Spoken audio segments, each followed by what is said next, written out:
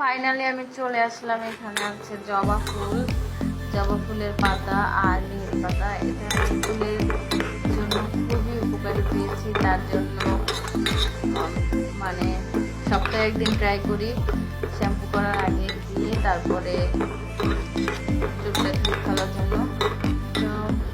তো এখানে হচ্ছে নারকেল তেল ব্যবহার করছি, আর হচ্ছে জবা পাতা, মেহেদি পাতা, আর হচ্ছে অ্যালোভেরা।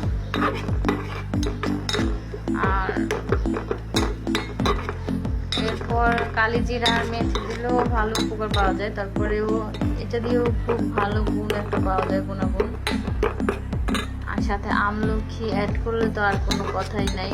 তো তোমরা যারা চুল পড়ার সমস্যায় ভুগছো বা চুল সিল্কি করতে চাও, তাহলে এটা ব্যবহার করে দেখতে পারো, খুবই উপকার পাবা।